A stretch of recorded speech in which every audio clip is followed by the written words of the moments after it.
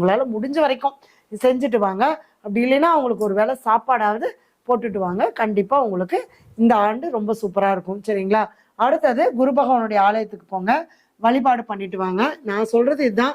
இப்போதைக்கு நமக்கு வந்து குரு பகவானுடைய பயிற்சி அப்படிங்கிறதுனால நம்ம அதுக்கான விஷயங்களை தான் நம்ம சொல்லிட்டு இருக்கோம். சரிங்களா? சரி, அடுத்தது விருச்சகம். இப்போ பார்த்துட்டு இருக்கிறவங்க வந்து பார்த்தீங்க அப்படின்னா, புதுசாக பார்த்துட்டு இருக்கிறவங்க இப்போதான் வந்தீங்க அப்படின்னா, இதுக்கு முன்னாடி உங்களுடைய ராசி இருந்தால் வீடியோவை வந்து பின்னாடி தள்ளி பாருங்க. கண்டிப்பாக உங்களுடைய ராசி கிடைக்கும்.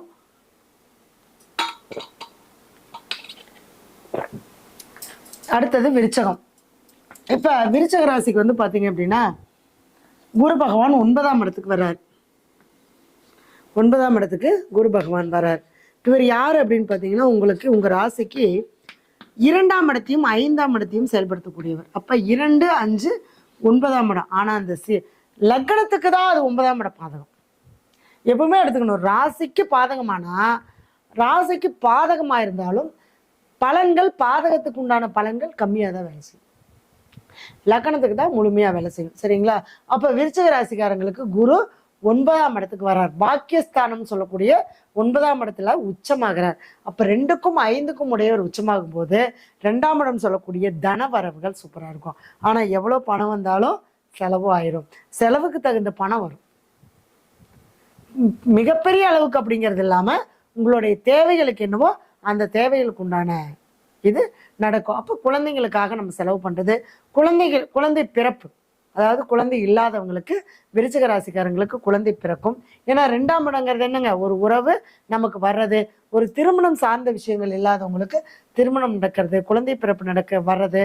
அடுத்தது குழந்தைகளுக்கு நம்ம செலவு பண்ணுறது, அவங்களுக்கு ஒரு கல்வியோ அல்லது திருமணமோ அல்லது அவங்களுக்கு ஒரு குழந்தை பிறப்புக்கான ஒரு செலவுகள் பண்றது, இந்த மாதிரியான விஷயங்கள் எல்லாம் இந்த புனர்பூச நட்சத்திரத்துல குரு பகவான் போகும்போது நமக்கு கிடைக்கும். அப்ப பண வரவுகள் ரொம்ப சிறப்பா இருக்கும். நம்மளுடைய தேவைகளுக்கு தகுந்த வரவுகள் நம்மளுக்கு கிடைக்கும். சரிங்களா?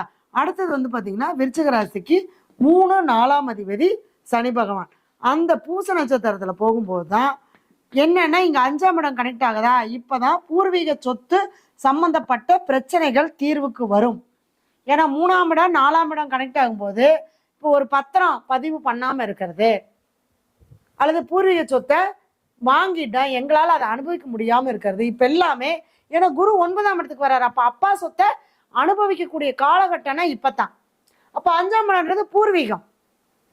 இப்போ பூர்வீகம் சார்ந்த சொத்துக்கள், 4ஆம் இடங்கிறது சொத்து. அப்ப இந்த பூச நட்சத்திரத்துல போகும்போது இந்த பூர்வீகம் சம்பந்தப்பட்ட அந்த சொத்துக்கள் இருக்கக்கூடிய சில பிரச்சனைகள் சரியாகி உங்களுக்கு அந்த சொத்துக்களை நீங்க அனுபவிக்கிறதுக்கு உண்டான பாக்கியம் கண்டிப்பா கிடைக்கும். அடுத்தது வந்து பாத்தீங்கன்னா விருச்சிக ராசிக்கு ஆயில்ய நட்சத்திரம் 8, 11ஆம் அதிபதி புதன். அப்ப இந்த பூச நட்சத்திரத்துல போகும்போது 3ஆம் இடம். நீங்க எந்த அளவுக்கு முயற்சி செய்யறீங்களோ அந்த அளவுக்கு நிலையான தொழிலில் அமர முடியும். ஏன்னா இங்க தொழில் சார்ந்து எந்த விஷயத்தையும் கொடுக்கல, இருந்தாலும் 4ஆம் இடம் என்பது என்னன்னா நிலையான. அப்ப நிலையான ஒரு வேலை. அப்ப இந்த வந்து பாத்தீங்கன்னா வேலையில கொஞ்சம் பெரிய அளவுக்கு நெருக்கடிகளை கொடுக்காது. ஏன்னா 2, 5, 9 குரு பாக்குறதுனால, ஏன்னா உங்க ராசியை பாக்குறாரு இல்லையா, ராசியை 5ஆம் பார்வையா பாக்குறாரு. அப்ப 3ஆம் இடத்தையும் பாக்குறாரு, அடுத்தது 5ஆம் இடத்தையும் பாக்குறாரு. இங்கேயும் பாருங்க 1, 3, 5 தான் கனெக்ட் ஆகுது. அப்ப அகம் சார்ந்த விஷயங்கள் சிறப்பா இருக்கும். மனசு மகிழ்ச்சியா இருக்கும், சந்தோஷமா இருக்கும். குழந்தைங்களோட ஒரு ஜாலியா சந்தோஷமா இருக்கக்கூடிய விஷயங்கள், குடும்பத்துல ஒரு மகிழ்ச்சியை கொடுக்கறது, இந்த மாதிரியான விஷயங்கள் எல்லாமே உங்களுக்கு அகம் சார்ந்த பாவங்கள் சிறப்பா இருக்கிறதுனால விருச்சிக ராசிக்கு இந்த குரு பயிற்சி 100% சூப்பர். சரிங்களா? ஏன்னா பாக்குறாரு இல்லையா, அப்ப பாக்குறதுனால அந்த பலன் கொடுத்துருவார். அடுத்தது ஆயில்யத்துல போகும்போது 8, 11 கனெக்ட் ஆகும். அப்பதான் பாத்தீங்கன்னா நீங்க ஆசைப்பட்ட பொருளாதாரங்கள் நமக்கு நிறைவா இருக்கும். நண்பர்கள் மூலமாக ஒரு லாபம் கண்டிப்பா நமக்கு அமையும். மூத்த சகோதர உறவு இருந்தா மூத்த சகோதர உறவு மூலமா எதிர்பாராத ஒரு சந்தோஷங்களை மகிழ்ச்சியை கொடுக்கும். இது எல்லாமே இப்போ உங்களுக்கு என்னன்னா அகம் சார்ந்த விஷயங்கள் தான் நடக்குது. இப்ப நான் போய் ஒரு தொழில் பண்ணலாமா அப்படின்னு கேட்டா தொழில் பண்ண முடியாது. ஏன்னா 2ஆம் அதிபதி 9ஆம் இடத்துக்கு வந்துருக்கிறாரு. இப்ப தொழில போட்டா என்ன ஆகும், போட்டது லாஸ் ஆயிரும். ஏன்னா 10க்கு 9ஆம் இடம் 12ஆம் இடம், அதை நம்ம கவனிக்கணும். ஓகே குரு பயிற்சி சூப்பரா வந்துருச்சு, எனக்கு விருச்சிக ராசிக்கு ஓகோன்னு சொல்றாங்க, நான் வந்து தொழில் பண்றேன் அப்படின்னா உங்க ஜாதகத்துல தசாபுத்தி சரியில்லை அப்படின்னாலும் கோச்சாரத்துல இந்த 3, 9 இதெல்லாம் கனெக்ட் ஆகும்போது நீங்க போடக்கூடிய முதலீடு ஒண்ணுமே இல்லாம போயிடும். அதை நம்ம ரொம்ப கவனமா பார்த்துக்கணும். ஏன்னா இது எல்லாமே நம்ம இப்போ போன வருஷம் நீங்க குரு பயிற்சி நடத்து உங்க வீட்டுல 4 பேத்துக்கு என்ன நடந்ததுன்னு பாத்தீங்கன்னா, அந்த 4 பேத்துக்கு நடந்த விஷயம்தான் காமனா பொதுவா எல்லாத்துக்குமே நடக்கும். அதுலயும் அந்த தசாபுத்தி சம்மந்தப்பட்டுச்சுன்னு வச்சுக்கோங்க. இப்ப நான் சொத்து வாங்குவேன்னு சொல்லிட்டேன், ஆனா அந்த சொத்தை விற்கிற மாதிரி சூழ்நிலையும் கொடுக்கும். ஏன்னா 3ஆம் அதிபதி 4ஆம் அதிபதி. அப்ப என்ன பண்ணணும்னா அந்த சொத்துல இருக்கக்கூடிய பிரச்சனைகளை சரி பண்ணணும், அந்த சொத்தை நமக்கானதை ஆக்கிக்கணும். அப்ப 5ஆம் இடங்கிறது பூர்வீகம், 9ஆம் இடங்கிறது அப்பா.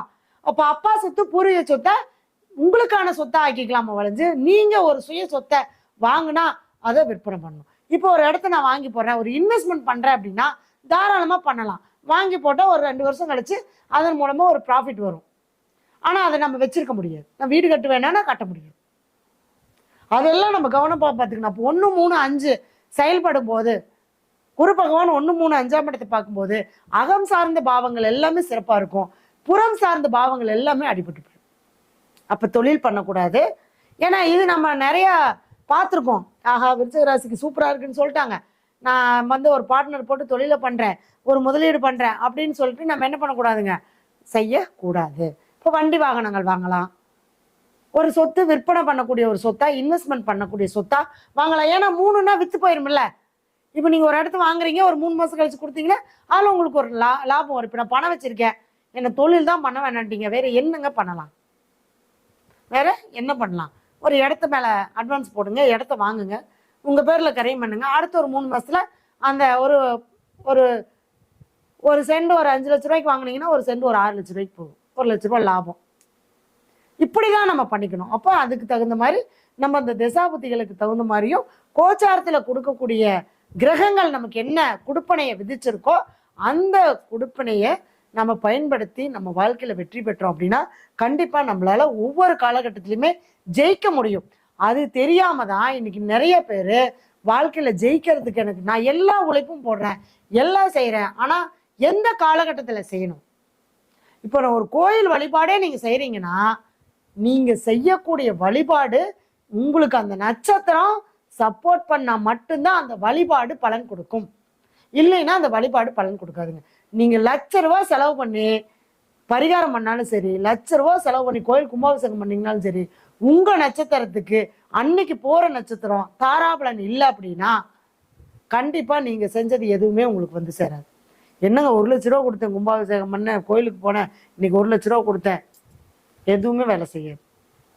அப்ப எந்தெந்த காலகட்டத்தில் நமக்கு அது நடக்கும், எந்தெந்த காலகட்டத்தில் நம்ம அதை செய்யலாம் அப்படிங்கிற ஒரு விஷயம் இருக்கு. சரிங்களா? அப்ப விருச்சிக ராசிக்காரங்க அகம் சார்ந்து சூப்பரா இருக்கும். அப்ப முன்னோர்கள் வழிபாடு பண்ணணும், குலதெய்வ வழிபாடு பண்ணணும், குழந்தைங்களுடைய சந்தோஷத்துக்கான விஷயங்களை நம்ம செய்யணும். அதே மாதிரி குழந்தை தெய்வமா இருக்கக்கூடிய தெய்வங்களை வழிபாடு பண்ணிட்டு வரணும். குரு பகவான் வழிபாடு, அடுத்தது நம்ம குழந்தை தெய்வம்னா பாலாம்பிகை, இந்த மாதிரி கன்னிமாறு, இந்த மாதிரி குழந்தையா இருக்கக்கூடிய தெய்வங்களை நீங்க வழிபாடு பண்ணிட்டு வரும்போது உங்களுக்கு இந்த ஆண்டு மிகச்சிறப்பான ஒரு ஆண்டா நல்ல விஷயத்துல அமையும். சரிங்களா? இதுல நான் கவனமா இருக்கணும்னு சொன்னோன்னா அந்தந்த விஷயத்துல கவனமா இருக்கணும். ஓகேங்களா? சரி, அடுத்தது இது எல்லாமே பாத்தீங்கன்னா நான் இப்ப எடுக்கக்கூடிய இந்த குரு பயிற்சி பலன்கள் நான் இதுக்கு முன்னாடி பாத்தீங்கன்னா எந்த ஹிண்ட்ஸும் நான் எடுத்து வைக்கல, எந்த ஒரு புக்ல இருந்து நான் எடுக்கல, எந்த ஒரு விஷயத்தை பார்த்தும் நான் செய்யல. இப்ப என்னுடைய அனுபவத்துல என்னுடைய இப்போ பிரபஞ்சம் எதை உங்களுக்கு கொடுக்க சொல்லியிருக்கோ அதை அப்படியே லைவா தான் நான் கொடுத்துட்டு இருக்கேன். எந்த ஒரு ஹிண்ட்ஸ் வச்சுட்டோ நான் அதை படிச்சுட்டோ உங்களுக்கு கொடுக்கல. இதுதான் நடக்கும்னா இந்த நட்சத்திரத்துல போகும்போது